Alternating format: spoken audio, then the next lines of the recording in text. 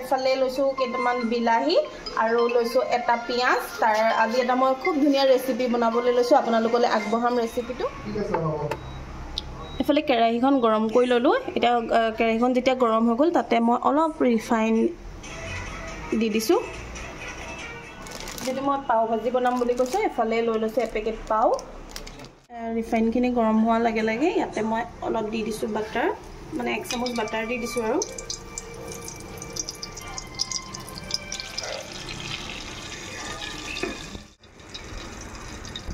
এতিয়া মই ইয়াতে দি দিম কেইটামান জিৰা আৰু আপোনালোকে পৰিমাণ অনুযায়ী দি দিব। আৰু এতিয়া জিৰাখিনি দিয়াৰ অলপ পাছতে মানে 2 মিনিট ৰখাৰ পিছত জিৰাখিনি দি পিঁয়াজখিনি ইয়াত দি দিব আপোনালোকে।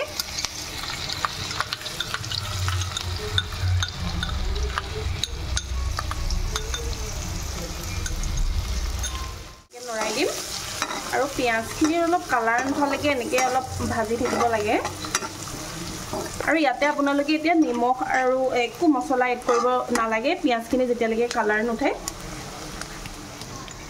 এতিয়া পিঁয়াজখিনি কালাৰ উঠাৰ লগে লগে মই ইয়াত পাও ভাজি মছলা অলপ এড কৰি দিছোঁ, মানে 1 চামুচমান কৰি দিছোঁ। পৰিমাণ অনুযায়ী আপোনালোকেও এনেকৈ কৰি দিব।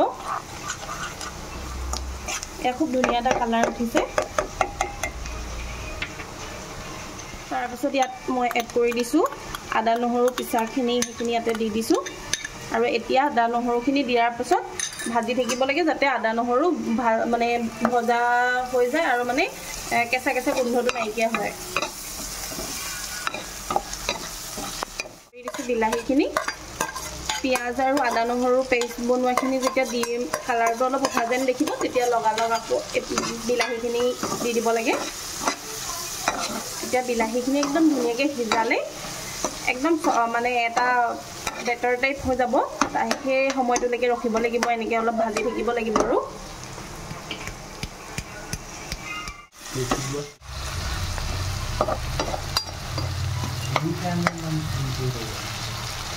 পিঁয়াজখিনিৰ ৰং উঠাৰ লগে লগে ইয়াত মই অলপ এড কৰি দিম ধনিয়া পাউডাৰ। আপোনালোকে পৰিমাণ অনুযায়ী দিব। মই ইয়াতে অলপ এড কৰিবৰ কাৰণে বিচাৰি আছোঁ ৰেড চিলি পাউডাৰ। অকণমান মচুত বেছি নাছিল ৰেড চিলি পাউডাৰ, কিন্তু আৰু মানে জ্বলাও বেছি নালাগে আমাক, সেইকাৰণে অলপ ৰেড চিলি পাউডাৰ পেকেটটোতে যিমানকণ আছিল সেইকণকে মই দি দিছোঁ। আপোনালোকে ধৰিব পাৰিছে কালাৰটো খুব ধুনীয়া উঠিছে। আৰু আপোনালোকে যদি মানে ভেজিটেবল কিবাকিবি দিব বিচাৰে দিব পাৰে। আৰু মই ইমান দিয়া নাই, অকল ইয়াতে এইখিনি কাটি থৈছিলোঁ দাংবডিখিনি সৰু সৰুকৈ জলকীয়া নিচিনাকৈ, আৰু সেইখিনিকে মই জাষ্ট অকল এড কৰি দিছোঁ। মানে গ্ৰেভিলে পৰিণত হয় তেতিয়া আপোনালোকেতো ইয়াতে এইখিনি দাংবডি বা যি ভেজিটেবল থাকে সেইখিনি আপোনালোকে ইয়াত এড কৰিব পাৰে। এতিয়া ধৰিব পাৰিছে এইখিনি পূৰা বিলাহীখিনি গ্ৰেভি হ'বলৈ ধৰিছে। তাৰ আগতে মানে তেতিয়াই মই এইখিনি এড কৰি দিছোঁ।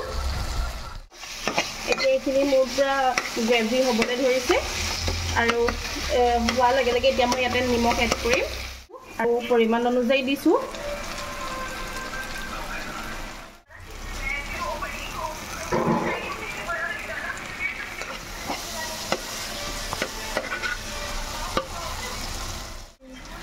এতিয়া ইয়াতে এইখিনি সিজাৰ লগে লগে মই ইয়াতে অলপ পানী এড কৰি দিছোঁ।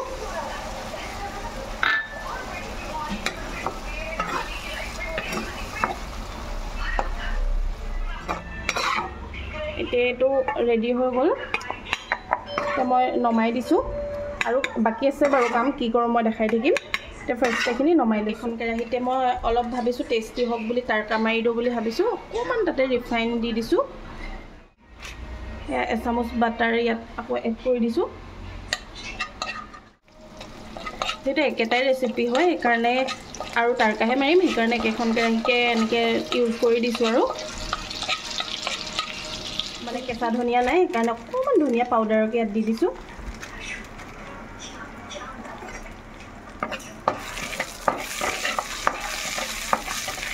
খুব ধুনীয়া গোন্ধ আহিছে ইয়াৰ পৰা। আৰু ইয়াতে এড কৰি দিম দুটামান কেঁচা জলকীয়া।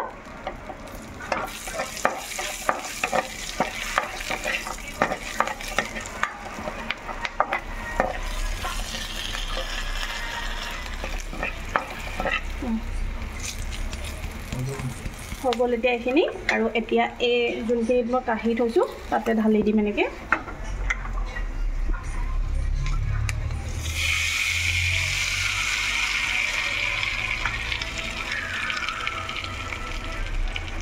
পাওখিনি ৰেডি কৰি লৈছোঁ তাৰপিছত একেখন কেৰাহীতে মই বনাম বুলি ভাবিছোঁ সেইকাৰণে এখন কেৰাহীকে পাতি ল'লোঁ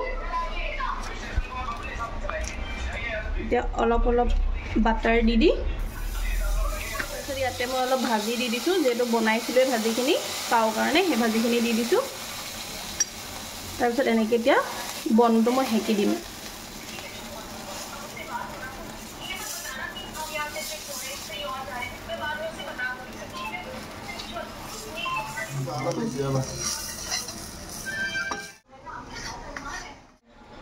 নেমু